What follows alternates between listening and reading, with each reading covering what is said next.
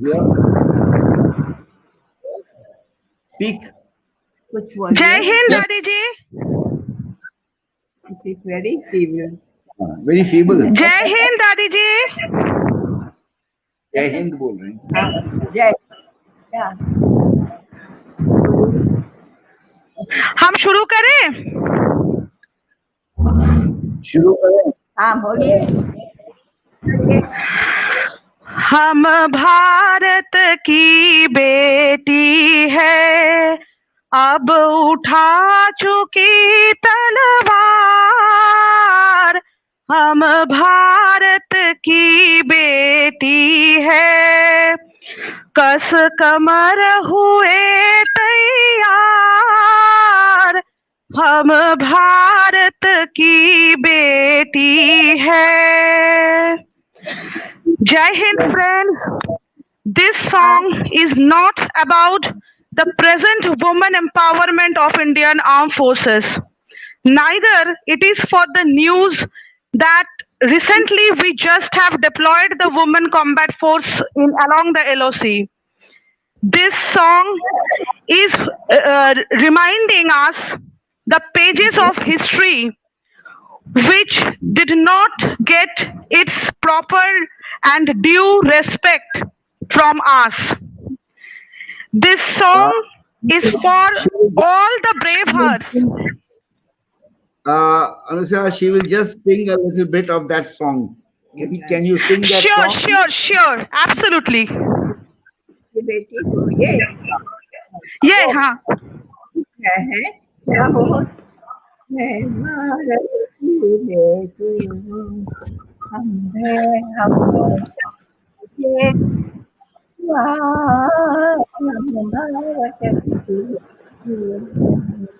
अब उठा चुकी तलवार।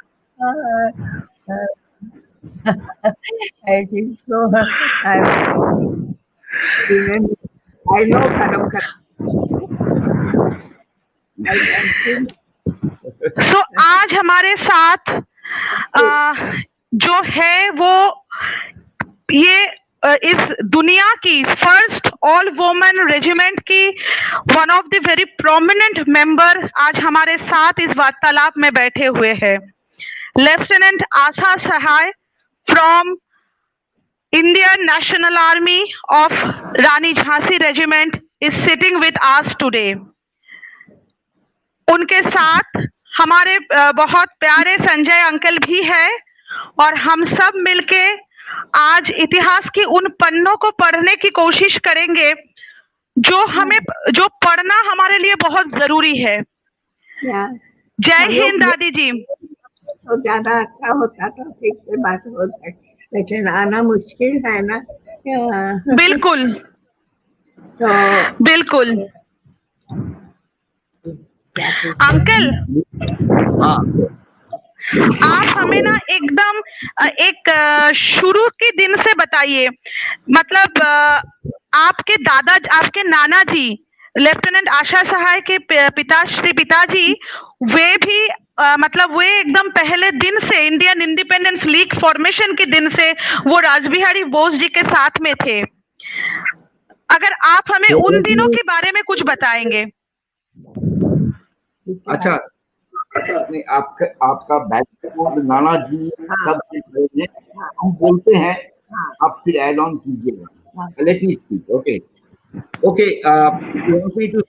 इंग्लिश और हिंदी? Anything uncle, anything.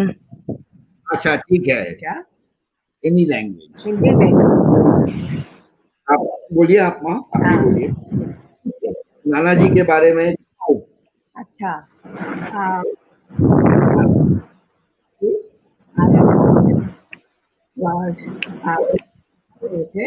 समय हम लोग गांधी जी के गांधी जी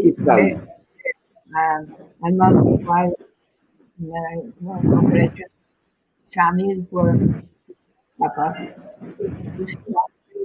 ऐसा हुआ कि अभी मूवमेंट हुआ था तो बड़े बड़े जेल में अंग्रेजी किया तो उस समय काम खत्म, कुछ काम हो नहीं रहा, इट वाज अ टैग। तो पापा ने कहा, सोचा कि अब बैठ के क्या करना है, तब डॉक्टरी 1-2 साल बाकी था, तो अमेरिका जाके हम डॉक्टरी पढ़ के आ जाते हैं तब तक। तो लेकिन पासपोर्ट अंग्रेज ने, ब्रिटिशर्स ने पासपोर्ट नहीं दिया, तो किसी तरह से पासपोर्ट जुगाड़ करके जापान तक जाने को मिला। तब ये जापान चले गए, सोचे कि जापान जाके ही फिर वहाँ से अमेरिका डॉक्टरी पढ़ने चले जाएंगे, लेकिन जापान से अमेरिका जाना मुश्किल था, वो पासपोर्ट ही नहीं मिल रहा था। तो उसके बाद से वहीं रह गए और YMCA में अंग्रेजी पढ़ाना शुरू किए। और आफ्टर दैट ही स्टार्टेड, तो सोचा, हाँ, नेहरू जी और उन नेताओं ने कहा कि आप जापान में है तो जापान में हिंदुस्तान के आज़ादी के लिए कुछ फैलाइए, काम शुरू करिए वहाँ। तो इन्होंने वहाँ इंडियन इंडिपेंडेंस लीग बनाया। इंडियन जापान के सबसे पहले कोबे में थे, कोबे में फिर टोक्यो, फिर योकोहामा, ये था। उसके बाद से बढ़ते बढ़ते शंघाई एंड इधर सिंगापुर, मलय, ये सब जगह इंडियन इंडिपेंडेंस बनाया। 5 साल के बाद उनको वापस हिंदुस्तान कोई काम से आना तो वहाँ भी जा करके नेहरू जी कांग्रेस के नेताओं से मिल के सलाह विचार करना था। तो ट्रेडर बन करके, ऐसे डिस्गाइज करके वो मद्रास पहुंचे। मद्रास से चुपचाप सीक्रेटली, क्योंकि अंग्रेज जानेंगे तो उसको पकड़ लेंगे तो कोई काम होगा नहीं, इसलिए वापस आए। आके फिर पटना है, पटना में थे कुछ चुपचाप ये सब काम करके। फिर मेरी माँ पटना में थी उस समय, तो दोनों उनका नाम बता दीजिए। आपकी माँ कौन थी? माँ के नाम सती सहाय। सती सहाय बाद में शी वाज अ बंगाली, सती सेन। हाँ, सियादास के भगनी थी। सियादास के बहन उर्मिला देवी उनकी बेटी थी वो। तो उसके बाद से उन दिनों में ये सब नहीं था। उन दिनों में प्रोविंशियल मैरिज भी बहुत होता था। तो इन लोग बंगाली बिहारी के, इन लोग दोनों आदमी सियादास के साथ में वॉलंटियर कांग्रेस के काम में लगे हुए थे, आज़ादी के काम। तो दोनों आदमी ने कहा कि हम लोग शादी कर किए। उसके बाद से फिर जापान चले गए। जापान में उन्होंने, जापान में हम लोग की जन्म हुई, मैं, मेरी बहन, 2 बहन और भाई, सब हम लोग के जापान में। अच्छा, उसके बाद let me give a little background. हाँ, let me give a little background. किसके बारे में? I will give a little background. हाँ, Okay. हाँ, So just to give a little more background, her father, her father's family was from a village near Bhagalpur. Bhagalpur is, you people may know. So Bhagalpur से ये इनका परिवार भागलपुर से था, और बहुत early in life he came in contact with the Anushilon Samaj, the terrorist organizations, and then he went, but then he wanted to, his father wanted him to go into government service, but he said, no, I cannot work for the British. So the best thing he could do was to become a lawyer or to a doctor. That is why he entered Patna Medical School in those days. When Gandhiji came and the non-cooperation movement started, so he then studies his medical studies to join the movement. And as Ma said, that when the non-cooperation failed in 1922, for all his seniors, including Rajendra Babu, with whom he closed as the private secretary, he told him that you go and finish your studies. All the seniors told him that. So, Ji, he wanted to go to the USA to finish his medical studies, but the British already had a very bad report of him Report. because of revolutionary activities. So they refused to give him a visa. But he got a visa for trade purposes to go to Japan. And he thought from Japan he will go to the US. His plan was that he will study there also, but also to join the Gadar party, Gadar which movement. Hardayal and others had Yes. started in the USA. He said, I can join them and continue my revolutionary activity. Then, but then when he came to Japan, it was not possible for him to Locate to. to go to the USA. And there, of course, he met Raj Bihari Bose. And Raj Bihari Bose told him that, look, don't stay in Tokyo because at that time Raj Bihari Bose was still being watched by the US Yes. and the British secret services, and they wanted to extradite him. So he said, "Don't stay here because you will not be allowed to work. So you stay in UK, where there are a lot of Indians."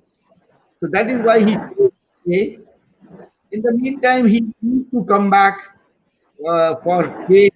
He used to pose like a trader, although he was a very bad trader. I think he lost more money than anything. He was never interested in trade. But when he came back, then he met my Nani, Sati Devi. Sati Devi, like she said, is Umila Devi's daughter, Yes. who at that time was admitted into Shantiniketan. Okay. So once or twice when he came back, he used to go and meet. He used to try and meet her in Shantiniketan. So on the first try, he posed as if he was going to meet Gurudev. But Gurudev was a very smart gentleman, Gurudev Ravindranath. So on the second visit, when he went there, then Gurudev told him, "Ki Anand, you want to meet an old man like me and waste your time? You are here only for a few days. So Sati is waiting for you to go and meet her." So Gurudev was, and that relationship with Gurudev continued because when Gurudev went to Tokyo, Japan. Yes. Yes. Yes. and they met there, and he was very helpful. And one of my mother's cousins, she was the one who was organizing the 150th anniversary of Gurudev, Abhi recently. Okay. Okay. And Yes. Yes. Absolutely. she is there in. So she sent me some letters from Gurudev to my grandfather, saying that during that time that, look, please, I'm coming to Japan. Please arrange for Indians to collect some funds. Because I need funds for Shantiniketan. So a very personal kind of thing. But anyway, I will come back. So they got married here. There was some opposition from his family, Ah, not from my No, her because- mother's family, because of because they were Ah. Brahmo, they were Brahma Samaj. Yes. They were very open and modern thinking. But his own family created a lot of problems. But anyway, that was all. They went back to Japan. Ah. In Japan, these people, my mother and her two sisters, and finally a brother was born. So my mother was born in 1928, in 2nd February. Her younger sister was Razia. The third sister was Sumona. Razia, because the name is a Muslim name, that was the relationship and the acceptance of all. Hmm. He had a friend, Mr. Fateh Ali. Both of them, both the mother was going to have baby. So Mr. Fateh Ali said that अच्छा सहाय साहब, आप आपका आपके जब बच्चा होगा उसका नाम हम लगाएंगे और हमारे जो बेबी होगा वो उसका आप नाम।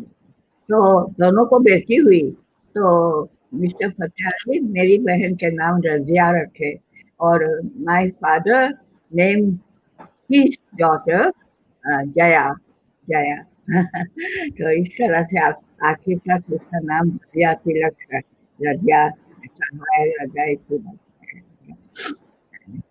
एंड So, देन नेताजी जो है उसका हम बता रहे हैं.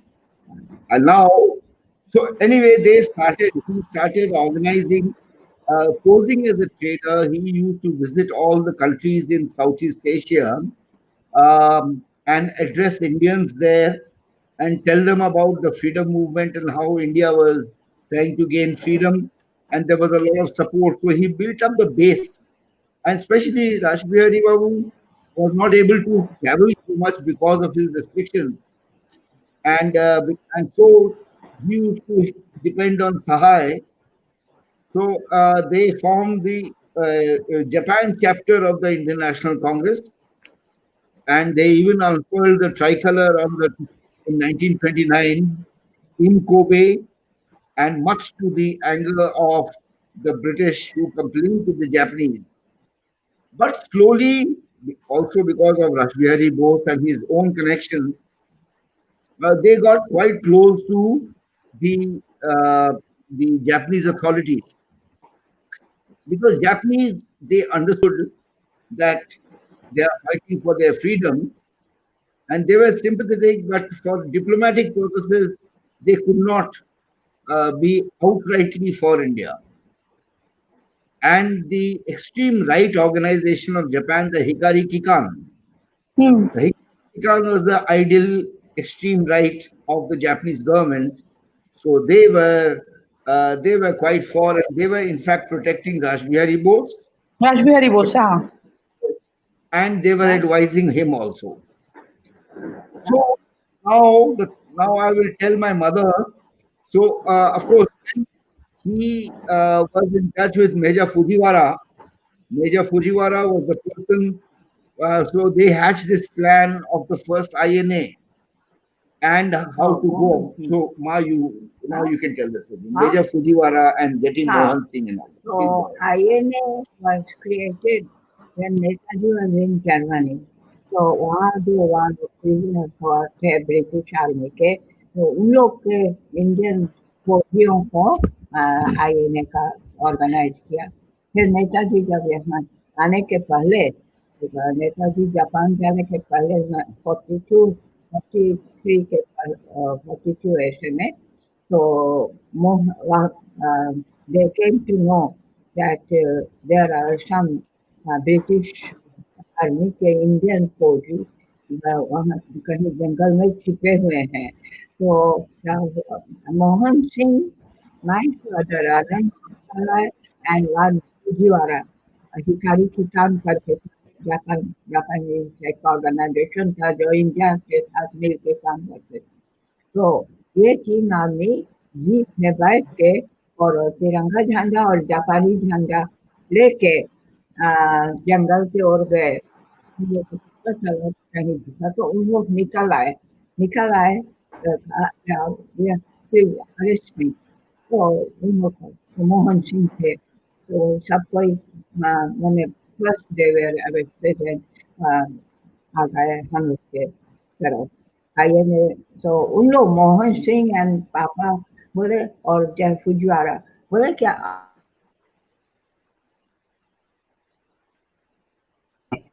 and let us you also fight for independence है, अंग्रेज को छोड़ो और ब्रिटिश आर्मी को छोड़ो, हम लोग के तरफ। so they were very happy, they came to Malaya, वापस आ गए, सिंगापुर आए, फिर मलाया गए। तो मोहन सिंह बहुत सारे मलया में ब्रिटिश आर्मी के इंडियन फौजी लोग अरेस्टेड थे, जापानीज लोग सिंगापुर में ले लिए थे, तो जापानीज के प्रिजनर्स ऑफ वॉर थे सब। तब मोहन सिंह को वही फुजिवारा बोले कि अरे इन लोग को ले क्या इंडियन नेशनल आर्मी बन जाए, अंग्रेज के खिलाफ लड़ सकते हैं। Mohan Singh was very keen. तो उन लोग ने बताया, जितना प्रिजनर्स ऑफ वार थे, जो इंडियन फौजीज थे भाई लोग, तो उन लोग को बोले कि आप लोग इस तरह जापान के प्रिजनर्स ऑफ वार बन के कब तक रहिएगा। तो उन लोग भी बोले कि हाँ, इस तरह करने से तो अच्छा है कि हम आज़ादी के लिए काम करें। तो this was the beginning of making of INA। तो इन लोग को मोहन सिंह ने ऑर्गेनाइज किया, उन लोग को जापान के जेल से हटा के अपना कैंप बना के और शुरू कर दिया। INA बनना शुरू किया मलाया में, सिंगापुर में। तो सुभाष बोस को कैसे हाँ, पता चला? नहीं, वो सुभाष जी, नेताजी को जापान आना था, वो एकदम तुले हुए थे कि जापान 43 में हुआ है। 42 में INA का कुछ पोर्शन बन गया था। 43 में वो जापान आए। उसका भी पीछे में कहानी है कि पापा भाई शाह जी वो देखा कि अब हम लोग तो तैयार है, वी नीड अ स्ट्रॉन्ग नेता leadership for to fight the अंग्रेज। तो नेताजी शाह जी और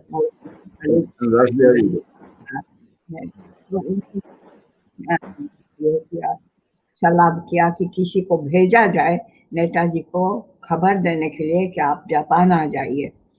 किसको भेजा जाए? तो इन लोग सब ने चुना और मेरे पापा ने भी पूछा कि मिसेस सहाय को भेजा जाए, she can do this work. She was very brave lady, you know. बहुत कहानी है उसका। वो गए, इसको चुपचाप, अंग्रेज को पता नहीं लगाना है, क्योंकि पता लगना नहीं है कि मिसेस सहाय जा रहे हैं, नेताजी को बोल रहे हैं, ये सब बात चुपचाप। But she knew Netaji from before. Their family, Exactly. They were family friends. As you said that she was a niece of the Chitra C.R. Das, I got the idea that obviously she knew Subhash Chandra Bose from very beginning. Yes. नहीं, From childhood. सहाय चुपचाप Japan में rumour फैला दिया कि mister विशेष सहाय में separation हो गया है, इसलिए विशेष सहाय कलकत्ता दोनों बच्चों को लेके कलकत्ता चले जा रहे हैं। This was everybody knew that. और दोनों मेरे छोटी बहन और भाई को लेके माँ गए कलकत्ता, और पापा ने बता दिया कि नेताजी से मिलकर बोलना है कि किसी तरह जापान आ जाने के लिए। तो कलकत्ता पहुंचे तो पापा अपनी माँ के पास नहीं ठहरे। एक भोल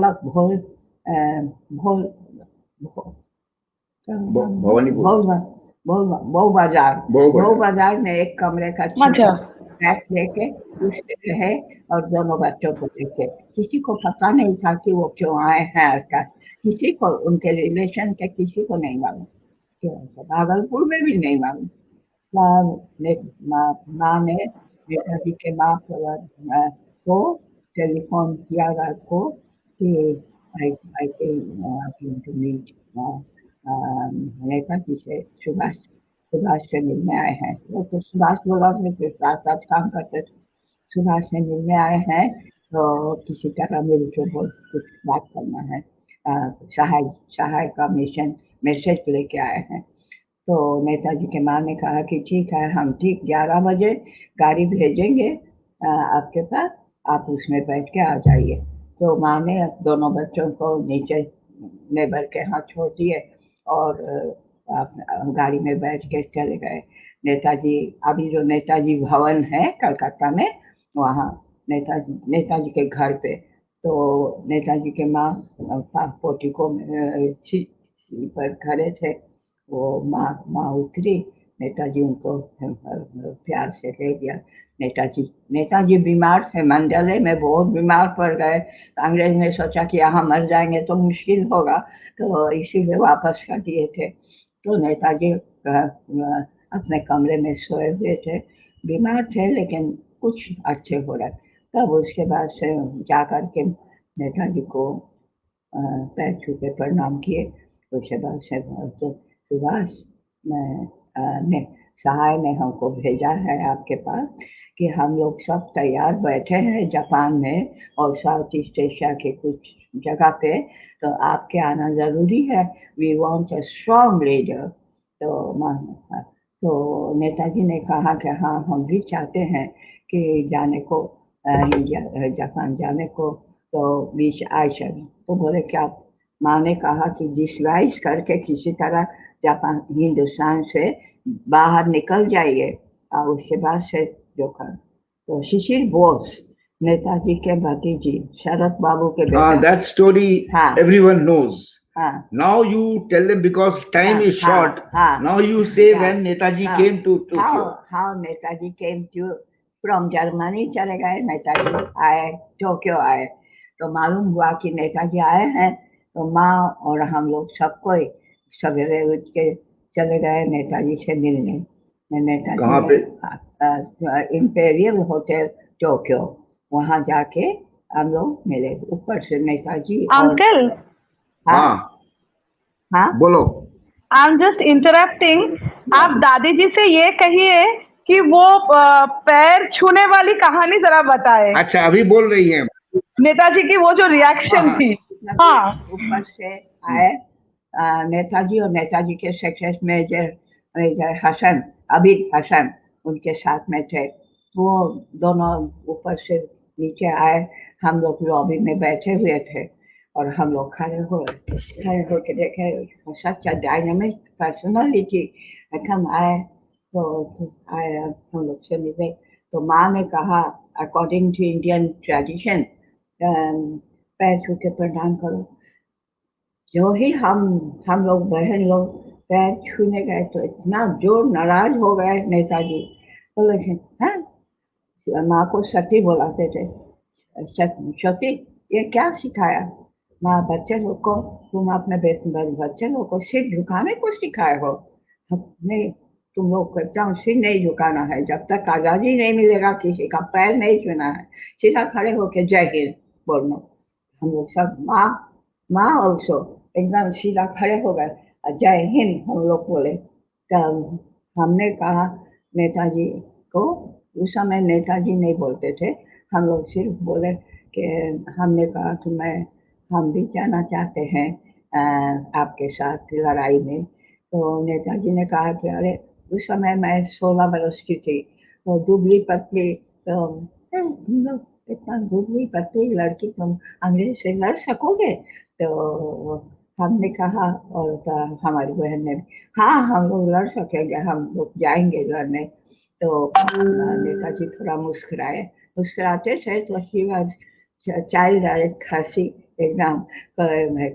तो उसके बाद माँ ने कहा कि लोग बहुत स्ट्रांग है, देखने में नाजुक लगती हैं लेकिन अंदर के बहुत स्ट्रांग है, आप इन लोग को ले जाइए मदर इंडिया के आज़ादी के लिए लड़ने के लिए ले जाइए। तो बोले कि अच्छा, हम तो अब जा रहे हैं, हम आपको बुलाएंगे। तो फिर अब जब 17 वर्ष के हुए तो नेताजी फिर आए थे, पापा भी आए।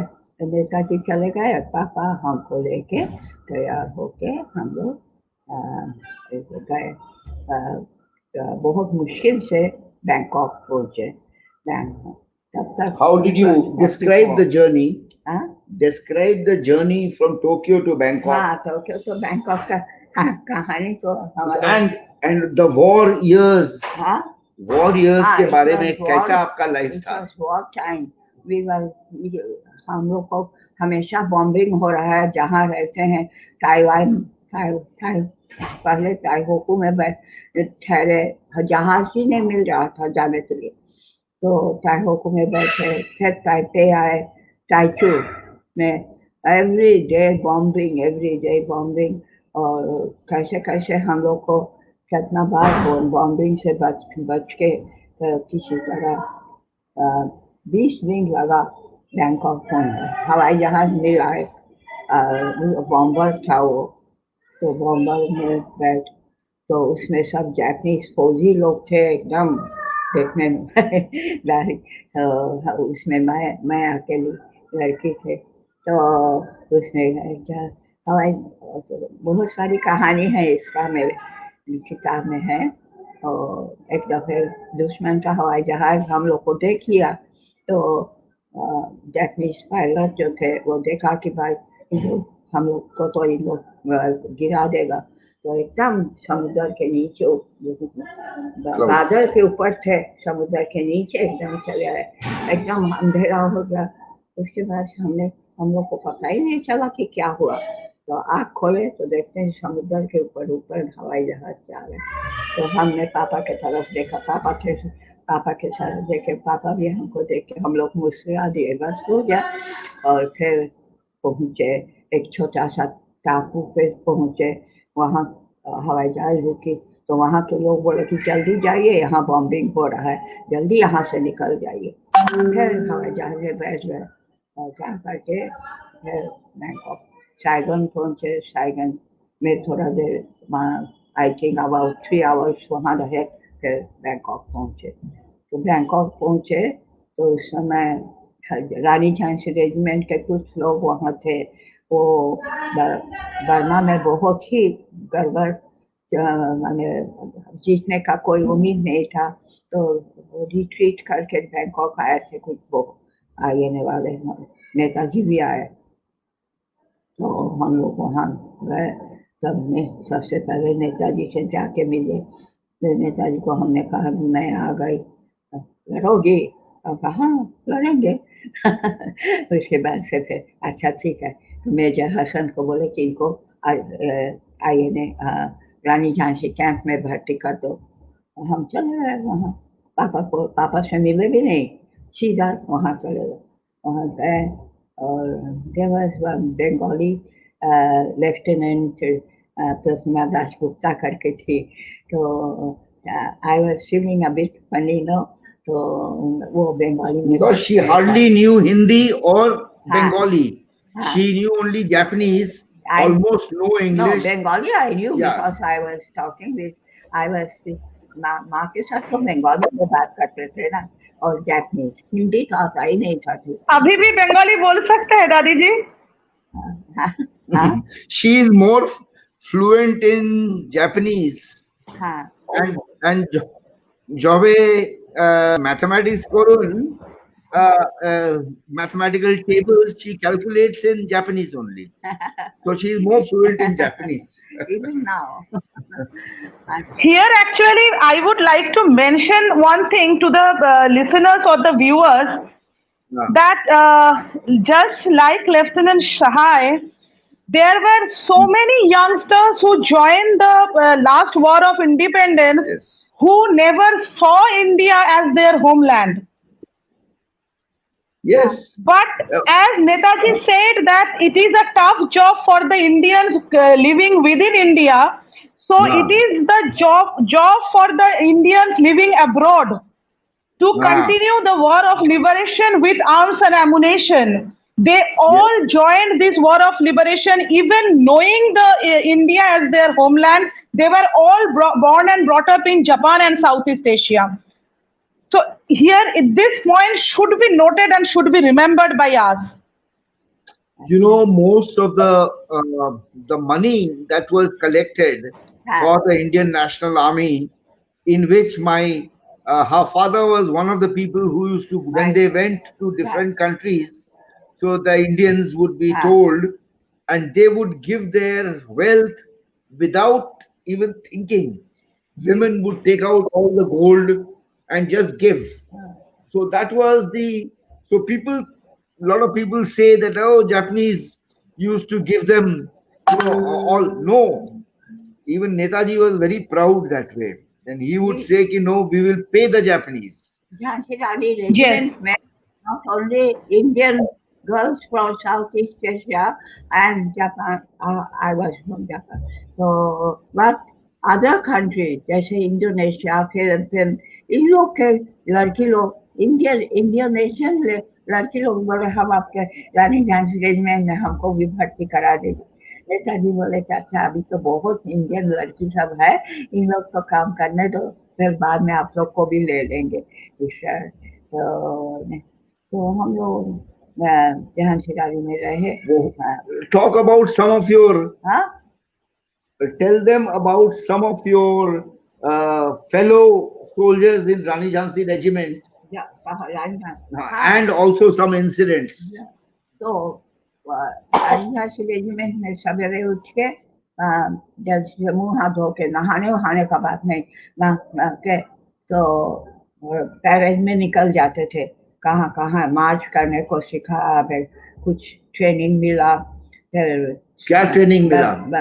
किस बंदूक चलाना, कैसे राइफल लेना है, सब। उसके बाद तो थोड़ा 1 घंटा करके वापस आके ना ब्रेकफास्ट मिलता था, oatmeal and banana and coffee, nice food. तो उसके बाद से फिर हम लोग निकल जाते थे जंगल कहाँ एकदम। उसमें हम लोग का गरिल्ला मॉक वार विश्व बताया गया था, और एफिजी रूजवेल्ट एंड चर्चिल का एफिजी बनाया गया, और बैनर सीखना था। तो बैनर लेके और 1 2 3 4 5 6 7 8 9 10 जय हिंद बोल के रूजवेल्ट और चर्चिल के साथ में घुसा दे। ये सब ट्रेनिंग मिलता।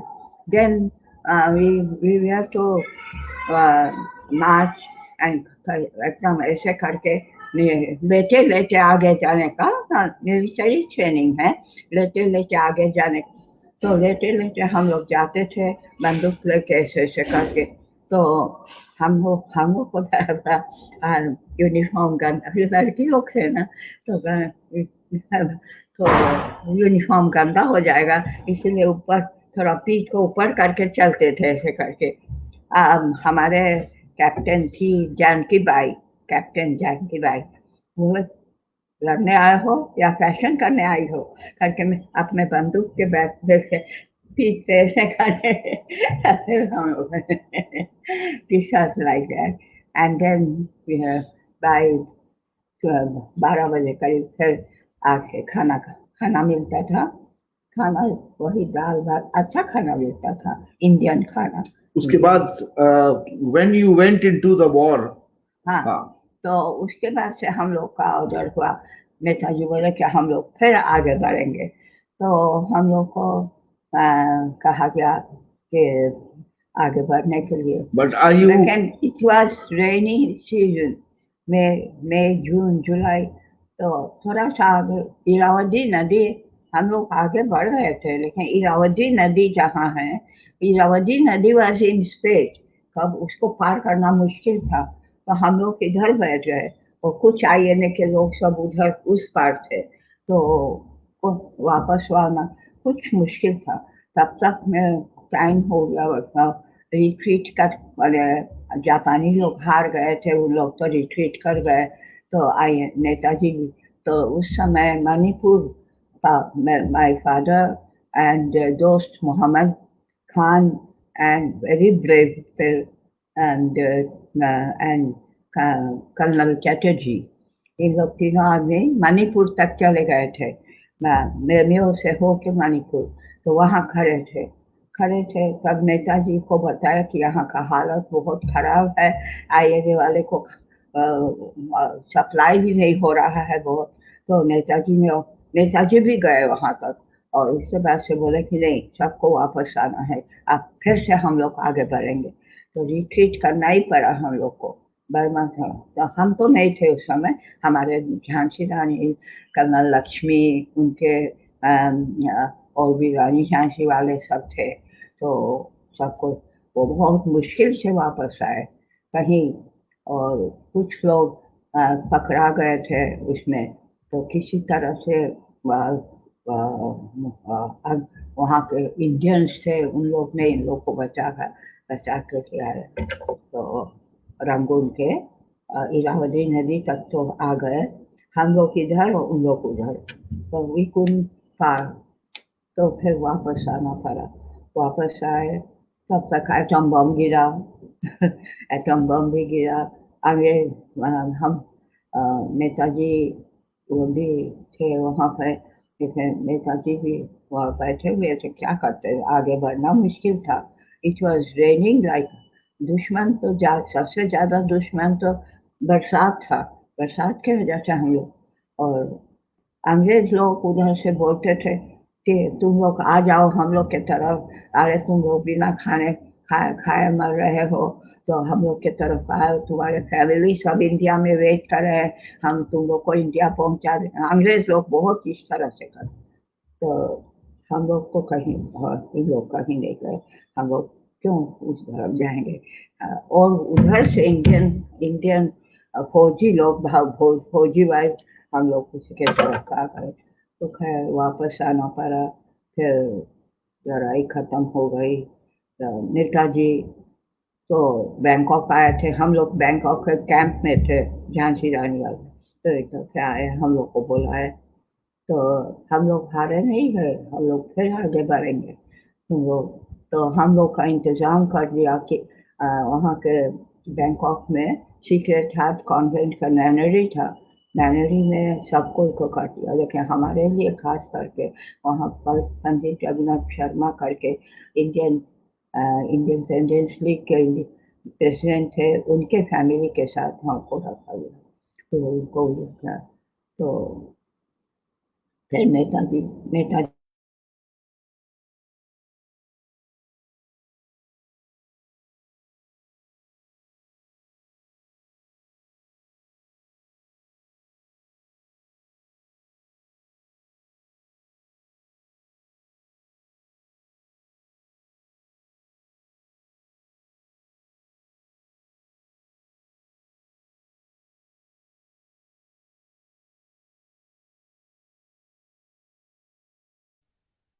Anusha, you are muted, unmuted.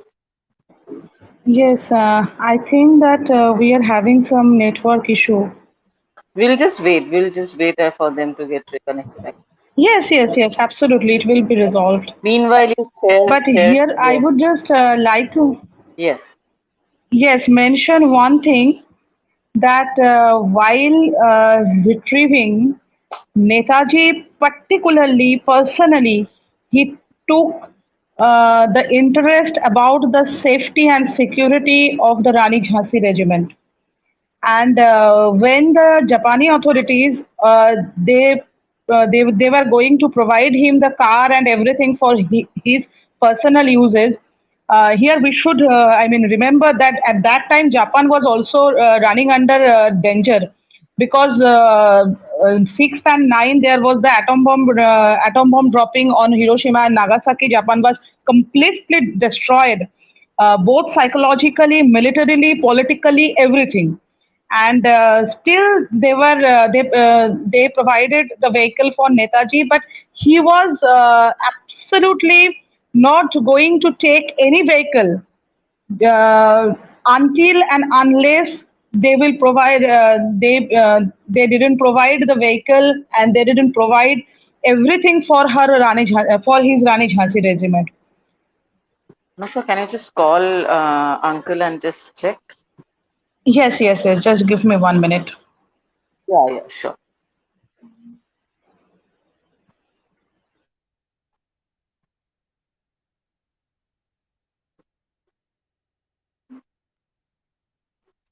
I mean, listening to Lieutenant Asha Sahai ma'am, what I was feeling is that unless and until we have this feeling from within, from the very grassroots level, from the parents of young generations, that we should prepare our children for so that they can serve the nation, our nation will never ever grow. If we look back to the history, here the mother was telling Netaji that please take my children, they are strong from inside. So I mean, it should come from the very grassroots level. Yeah. Yeah. There Okay. Was a power cut, uncle just told me. हाँ दादी जी बताइए। हाँ, तो हाँ नेताजी ने हम लोग को वहाँ छोड़ दिया, झांसी आने वाले को बोल What दिया। was your last meeting with Netaji? हाँ? What was your last meeting with Netaji? हाँ, तो that was the last meeting. तो उस समय हम मीटिंग के पहले नेताजी हम लोग के झांसी रानी कैंप में आए थे। तो हमने देखा, हम उस दिन क्या मन में आया, साड़ी पहने थे, लाल साड़ी, यूनिफॉर्म नहीं पहन के, लाल पार के साड़ी पहने हुए थे, माँ के दिया हुआ। तो नहा वहा के ना साड़ी पहन के बैल्कनी पे खड़े थे। मेरे फ्रेंड लोग सब कोई कहीं गए हुए थे, वो किसी ने चाय के लिए बुलाया था। तो हमारी तबीयत तो उतना ठीक नहीं थी, तो हम घर में। तो देखते हैं गाड़ी रुकी है, एक काली गाड़ी रुकी, नीचे नेताजी निकले, जनरल भोंसले निकले, पंडित रघुनाथ शर्मा निकले, देखना कौन कौन था। तो हमने कहा नेताजी, तो दौड़ के नीचे सीढ़ी पे उतर के गए, खड़े होके जय हिंद बोले। हाँ हाँ जय हिंद जय। कहाँ? अरे कहाँ है और लड़की लोग कहाँ हैं? हमने कहा तुम लोग थोड़ा बाहर गई हैं, आप तुम क्यों नहीं गए? तो हमने कहा उनको मन नहीं लगा इसलिए नहीं गए। तब भी वो बंगाली में बात नहीं करते थे, हिंदी में ही बात करते थे। तो हमको कहा, उस समय उनके मुंह से थोड़ा सेंटिमेंटल हो गए होंगे, बंगाली में हमसे पूछे, भय करबे ना तो, मैंने डरोगी नहीं ना? हम खड़े होकर चुनक गए, बोले हाँ आमी भय करी ना। तो नेताजी बोले सती में तो सती मेरी माँ के नाम है, सती में तो इतना ही बोले। अच्छा शाम को मीटिंग होगा, उसमें सब कोई तुम लोग आ जाना। इसके बाद से हम लोग चले गए। फिर शाम को मीटिंग हुई, तो मीटिंग में कुछ आईएनए के फौजी भाई लोग जो है बोले कि अब आप तो बोले थे कि हम लोग दिल्ली तक जाएंगे, तो क्या होगा हम लोग का? तो मैं बोले कि देखो उसी समय हमने प्रॉमिस किया था कि क्या होगा वो नहीं मालूम, लेकिन हम लोग आगे बढ़ना है। हाँ, अगर तुम लोग को नहीं लड़ना नहीं है तो अभी तुम लोग घर वापस चले जाओ। उस समय हम बोले थे जब ज्वाइन कर रहे थे तब, तो अभी यही समय आया है, तो I think you better be arrested by the Britishers and then we will see, we shall come, go to India and then we will see what happens. तो हमको जरा गुस्सा आया कि अंग्रेज ये फौजी भाई लोग इस तरह क्यों क्वेश्चन कर रहे हैं। हम थोड़ा उठ के कुछ बोलने वाले थे, तब तक मेरी एक फ्रेंड थी एमिली, वो बोले नहीं नहीं आप चुप रहे, कुछ मत बोले। उसके बाद से सब कोई को इंतजाम हो गया, जिसका घर बैंकॉक में है वो बैंकॉक घर वापस चले, सिंगापुर या साउथ ईस्ट एशिया में जिसका घर है उन लोग को वहाँ भेज, और जिसको जो नहीं जा सकते हैं उसको वहाँ का मैनरी में रखा गया। और हमारे लिए उन्होंने पंडित जी के घर में, और पंडित जी को बोले कि इनको जब तक इनके माँ बाप से भेंट नहीं होगा तब तक अपने पास बेटी की तरह रखा है। तो हम वहाँ उसके बाद से गाड़ी से हमको पंडित जी के घर, तो गाड़ी में हम और कोई बात नहीं हुई नेताजी के साथ। Netaji was thinking what to do, हम भी एकदम we were very much emotional. उसके गाड़ी से हम उतरे, जय हिंद किए, गाड़ी चली गई नेताजी को लेके। उसके बाद से हम तो सुनी हुई बात है, लेकिन वो साइगन गए, नहीं सिंगापुर गए, मलय गए, सब कोई बोले कि अब यहाँ मत चाहिए, बैंकॉक चले जाइए, बैंकॉक में सेफ है, वहाँ आपको रखना। नेताजी बोले हम अपने फौजी लोग को छोड़ के कहीं नहीं जाएंगे। Where was your father at this time? हाँ, तो उसके बाद साइगन गए, साइगन एक्सीडेंट हो गया। तो मेरे पापा और भी कुछ Debnath Das and all this people about 5 or 6 people, वो लोग इन्फिल्ट्रेट कर गए हनोई, हनोई चले गए। हाँ, उनको बोला गया था ना, वियतनाम वहाँ गए और वहाँ चाइनीज आर्मी आ गए थे। तो चाइनीज आर्मी के जो कमांडर है उनसे ही लोग बोले, जाके मिले, बोले कि हम लोग we came to be arrested. तो वो हो हान करके कमांडर थे, वो बोले कि why you want to be arrested? Because we fought against Britishers. And तो हो हान बोले we also fought against the Britishers. Are you a friend of China or Angrez? So China is always our friend and Japan also is our friend. But the Britishers are our enemy. It's okay. You are free to move about in Hanoi and stay there. And जब तक चाहते हैं तब तक आप लोग रहिए, एक घर में रहिए, अपना घूम सकते हैं जो कर। तो दिसंबर के अबाउट 18 तारीख ऐसे में आ गए अंग्रेज हम इन लोग को अरेस्ट करने के लिए। तो दे केम टू अरेस्ट देम। पापा को और सब 5-6 कलीग थे, सबको ले जा गए। फिर सिंगापुर ले गए अरेस्ट करके। और सिंगापुर में पर्ल प्रिजन है, Pearl Hill. They were put into that and stayed there till March. From December to March, they were in jail, Papa and others. So, what about your? It was March 1946, Uncle.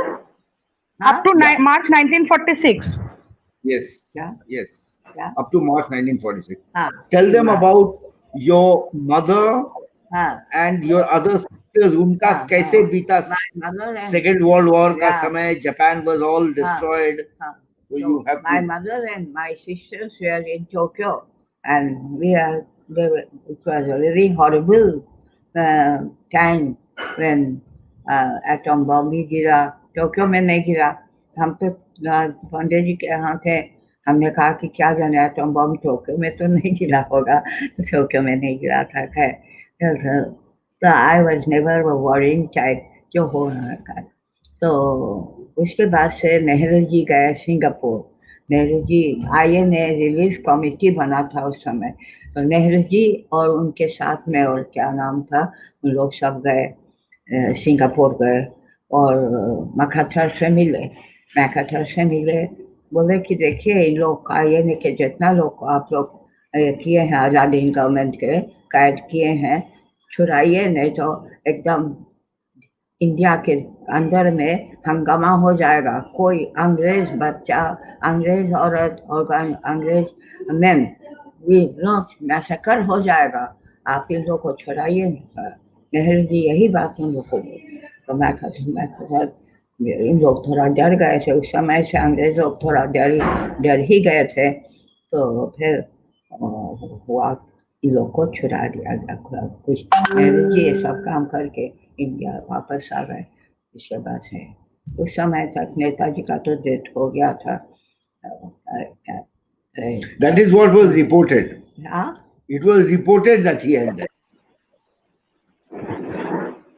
Anyway, I don't think we should.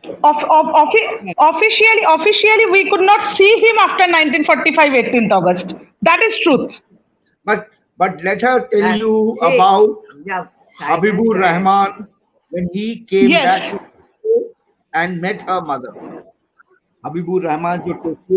Sure. अच्छा, वो Thailand से हवाई जहाज है, बोले कि एक world से कोई जा सकते हैं और कोई नहीं, जापानी हवाई जहाज था। तो हबीबुर रहमान को उसमें बैठाया गया।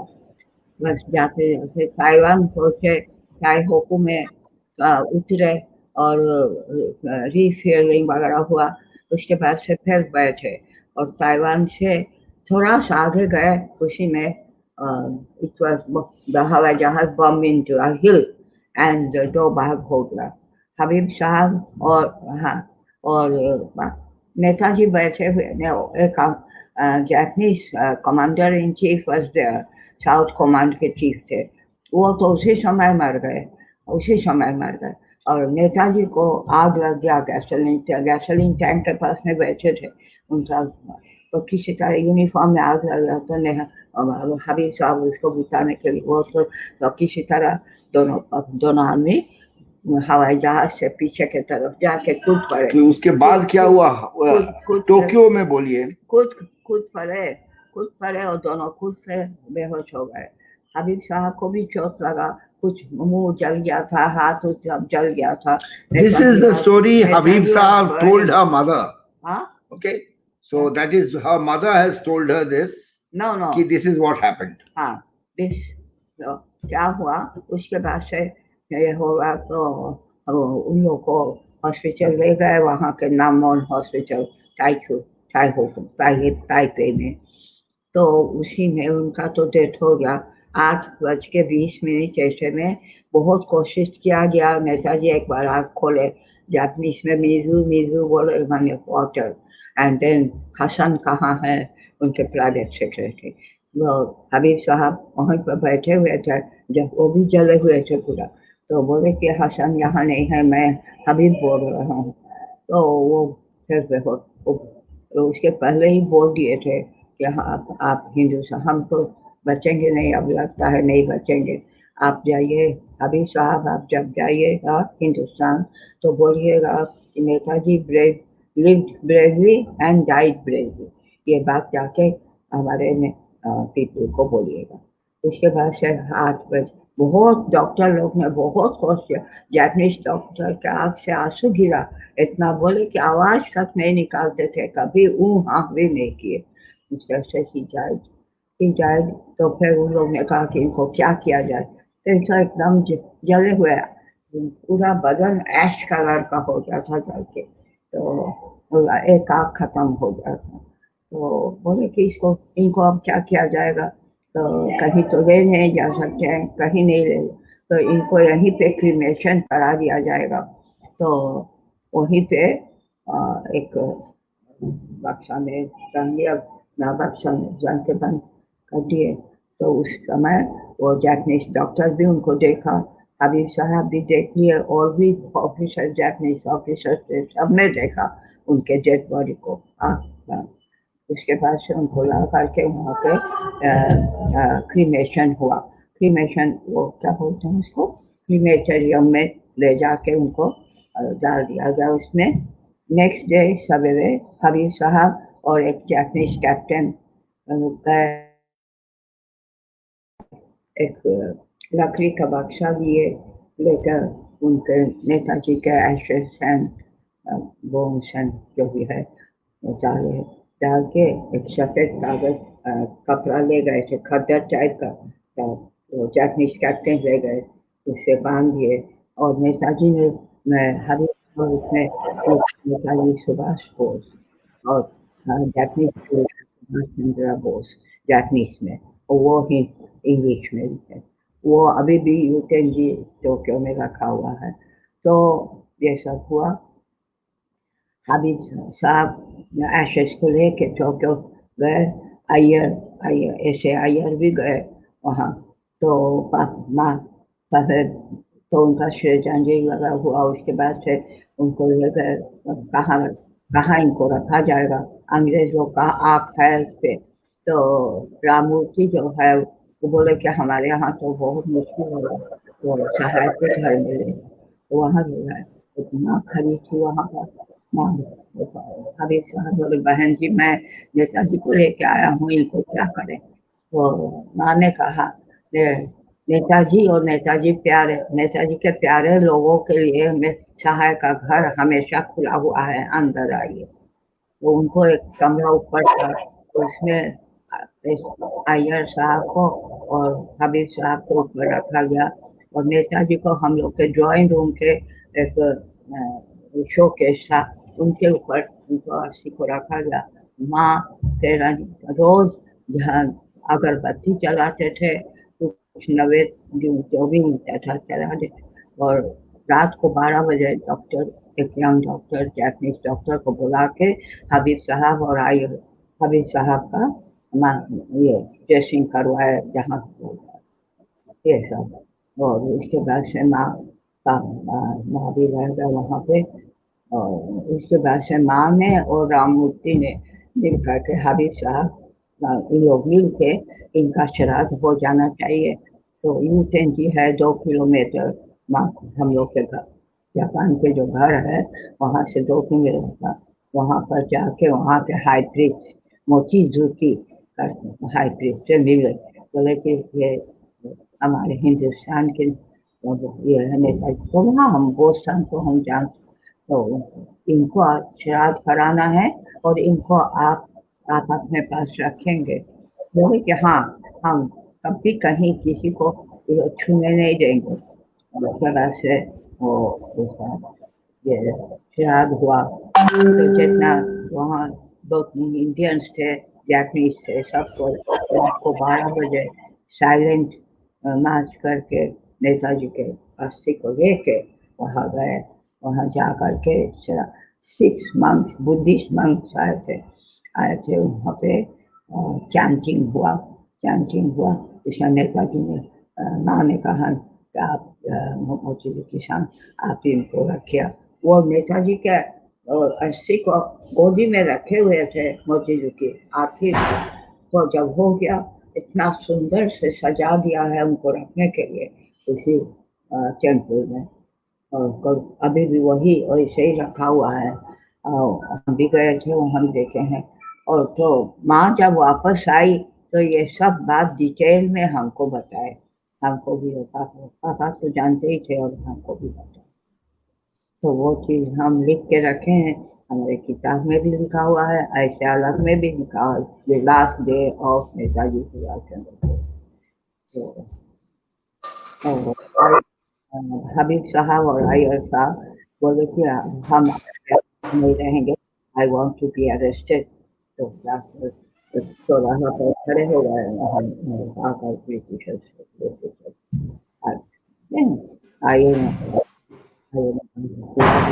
अंकल हाँ, टेल मी। यहाँ मैं एक्चुअली एक बंगाली बहुत प्रोमिनेंट नॉवेलिस्ट थे नारायण सान्याल, उन्होंने नेताजी के ऊपर एक किताब लिखे थे। तो उन्होंने अच्छा। उनमें आयर साहब से बात करके जो आयर साहब की जो मतलब उनके जो रिमेम्बरिंग नोट है उनमें हाँ। उन्होंने एक कहानी मेंशन किए थे जो मैं यहाँ बताना चाहती हूँ कि बताइए। नेताजी के एक हैबिट थी, नेताजी स्मोक करते थे। हाँ। और मतलब विच इज वेरी डेंजरस, एकदम लास्ट तक, मतलब जहां तक वो उंगली में फिल्टर आता है वहां तक वो स्मोक करते थे। तो एक बार आबिद हसन साहब और भी कोई थे वहां पे, तो उन्होंने आयर साहब से कहा कि ये नेताजी जो यहाँ तक ऐसे स्मोक करते हैं, इनको आप कुछ एक्सप्लेन कीजिए, ऐसे क्यों करते हैं। तो आयर साहब ने एक बात उन्होंने कहा था कि एक बार जीसस क्राइस्ट अपने एक डिसिपल के घर गए थे जहां पे शराब कम पड़ गया था। तो क्राइस्ट सेज कि उस वो जो बकेट है उसमें तो वाइन है, आप ले आओ। तो जो होस्ट थे उन्होंने कहा no no there is the water, and Christ says no, आप ओपन कीजिए, उसमें वाइन ही है। तो उसमें जैसे ही उन्होंने ओपन किया तो उसमें दिखा कि वाटर नहीं वाइन था। तो बाद में टेनिसन शायद उसकी एक्सप्लेनेशन में कहा था कि वाटर भी लॉर्ड को देख के शर्मा गए and it become red wine. तो आयर साहब ने कहा था कि actually that is the case with Netaji, जो उनके टच में आते हैं, वो सिगरेट हो या इंसान हो, वो अपने आप को निछावर करने के अलावा कोई ऑप्शन नहीं रहते हैं। True, that is true. No, from what I have heard, these people, इन लोग तो सब दीवाने थे ना। वो that is why my grandfather's book, his autobiography. So when I was, it was, he had written it, but then before we could print it, actually the original manuscript, no one wanted to publish it in India. Okay, at that time. And this was, he retired from foreign service in 62.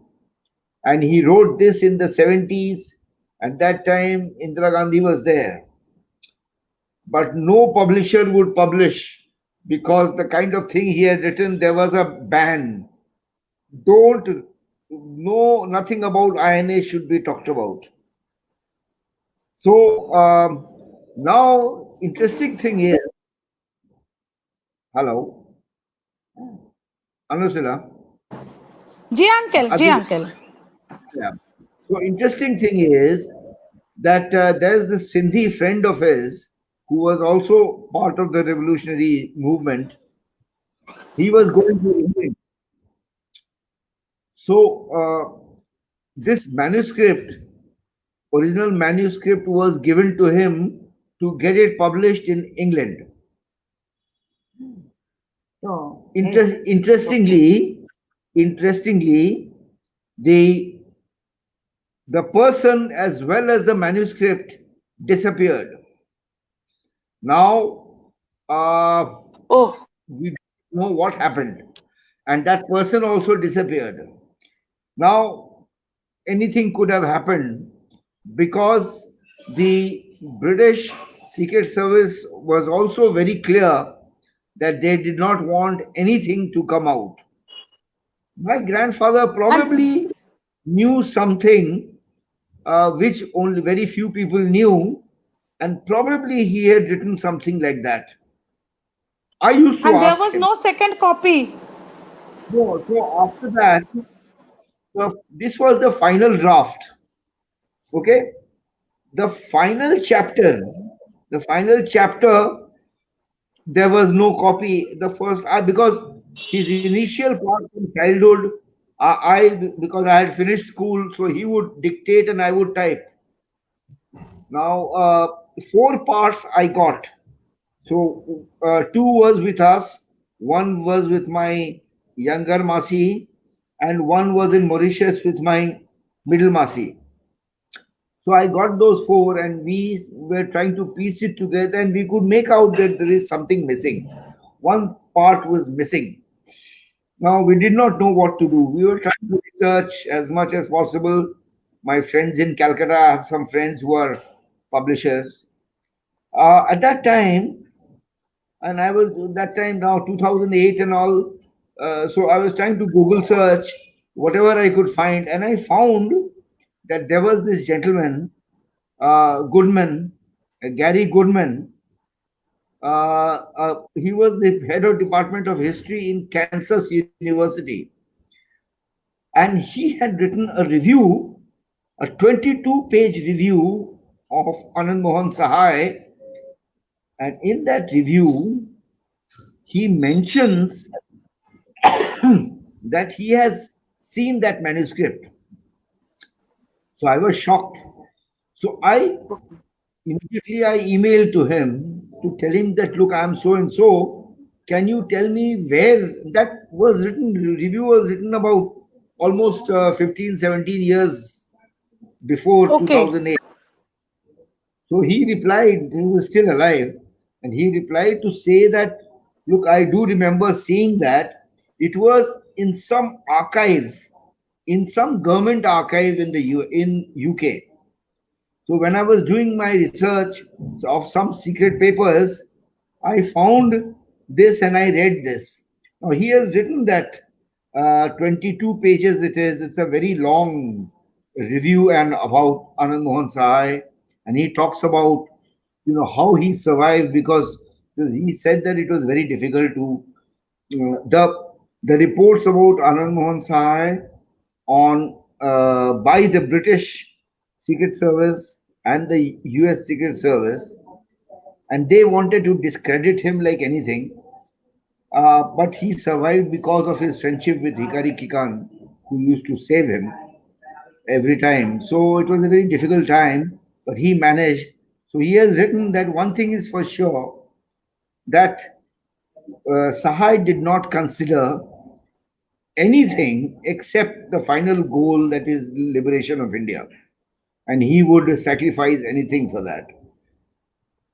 So these things were there, and the fact that since he also knew Subhash Babu before going to Japan, and because they were in the Congress movement and all that, and he was moving around, So when the Congress, I mean, he started the Congress chapter in Tokyo, in Japan, but that had to be closed down. And that is when they started the India Independence League, and who made chairman, and he was the founding general secretary of the Yes. India Independence League. And so there was this little controversy. Raja Mahendra Pratap wanted to be the chairman, but they decided that look, although he was a true patriot and everything, but he was not the right kind of person to give leadership, because it was very important to have a relationship with the Japanese, because they have to seek their help. So that is, and so he told Rajbihari Babu that you have to be. So he was not willing initially, but then he said, okay. He said, I'm become very old now.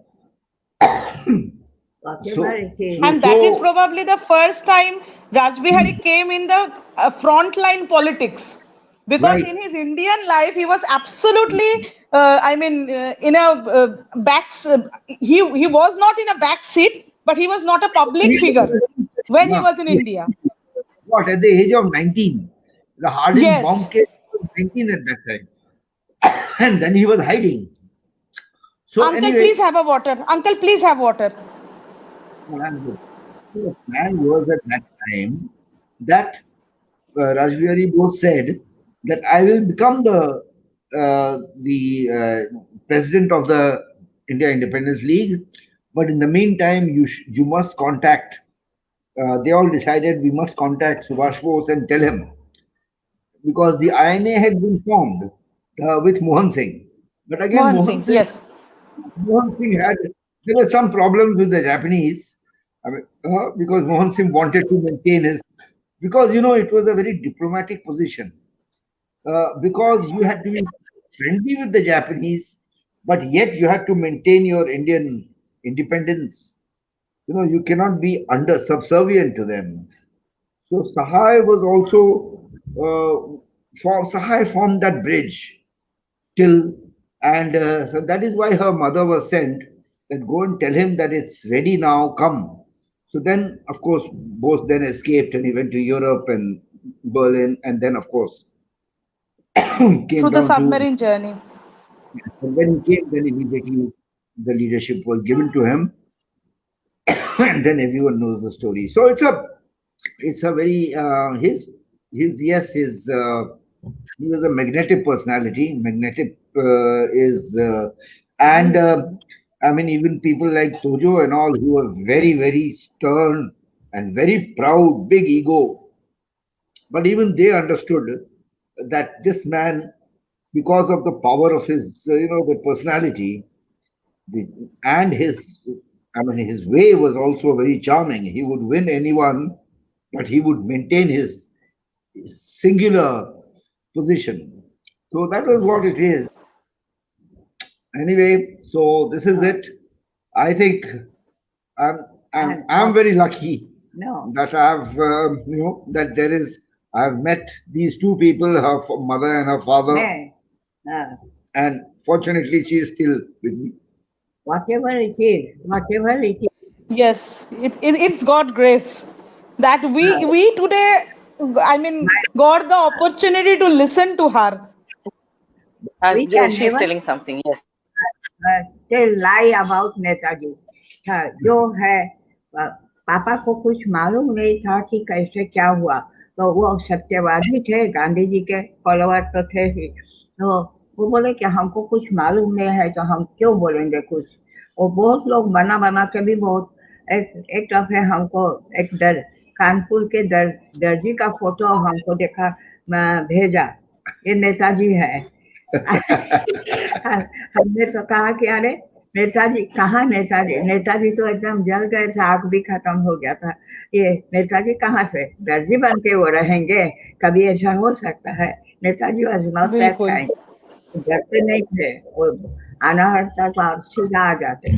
और हमारे family में मेरी माँ, सब लोग कभी नेताजी के बारे में झूठ नहीं बोल सकते हैं, जो सच बात है वही करो।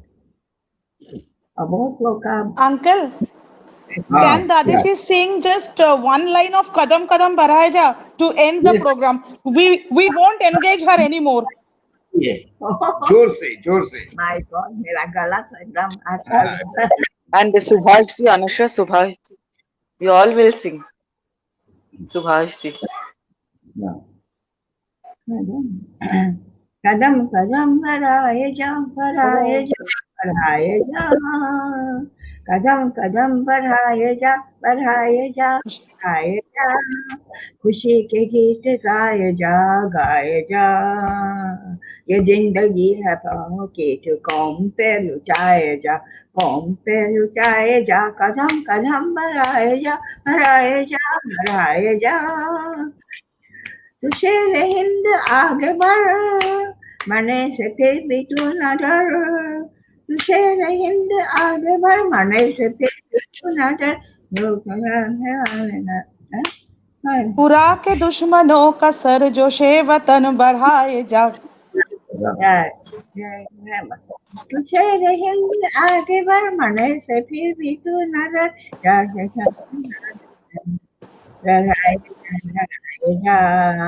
निशाने हिंद, निशाने हिंद लहराए, निशाने हिंद, हाँ, निशाने हिंद का लहराए जा, लहराए जा, ये जिंदगी है कौम की, तो कौम पे लुटाए जा, कौम पे लुटाए जा, कदम कदम बढ़ाए जा, बढ़ाए जा, बढ़ाए जा,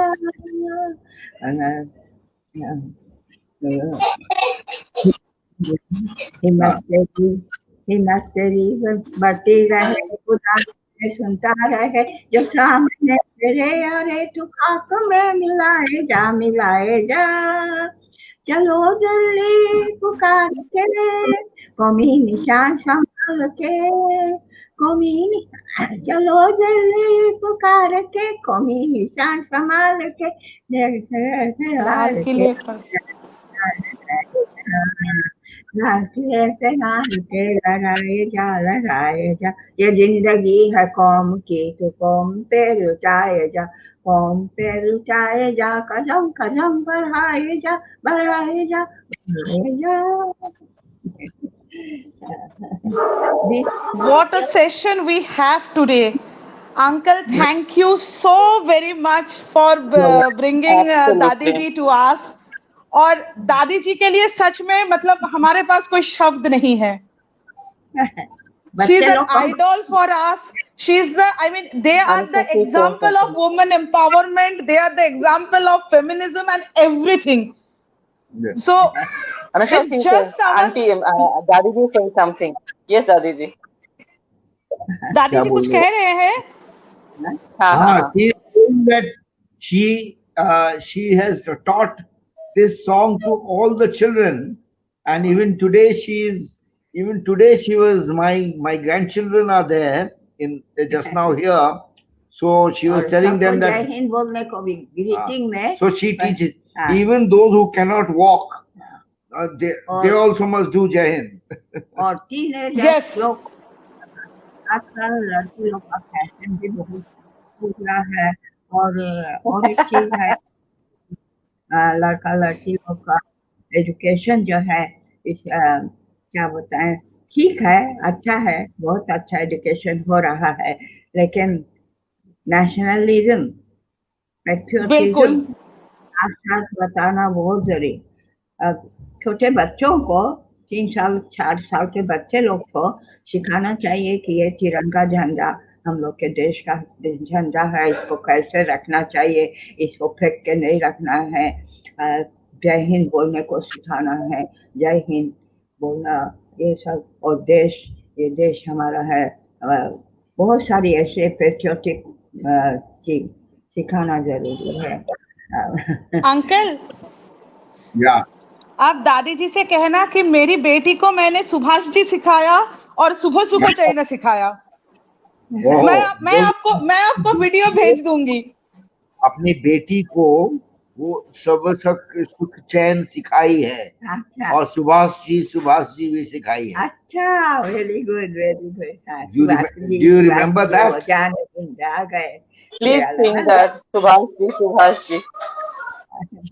अब हमारे थोड़ा उम्र हो गया, भूल जाते हैं गाना। मैं गा देती हूँ 2 लाइन। सुभाष जी वो जान हिंद आ गए, है नाज जिस पे हिंद को, वो शान हिंद आ गए। सुभाष जी वो जान हिंद आ गए, है नाज जिस पे हिंद को, वो शान हिंद आ गए। हाँ, वेरी गुड, वेरी नाइस। सिखाइए। हमने दादी जी को आज बहुत परेशान किया, हम और उनको नहीं रुकेंगे, but it is a blessing for us. It is a day to cherish every time for the team देश। दादी जी आपको बहुत बहुत शुक्रिया और ढेर सारा प्यार हम सबके तरफ से। ओके, जय हिंद। जब कोरोना खत्म हो जाएगा, कोरोना बिल्कुल आएंगे, बिल्कुल आएंगे। जय हिंद दादी जी। अब दादी जी को जय हिंद। जय हिंद अंकल। ओके, जय हिंद।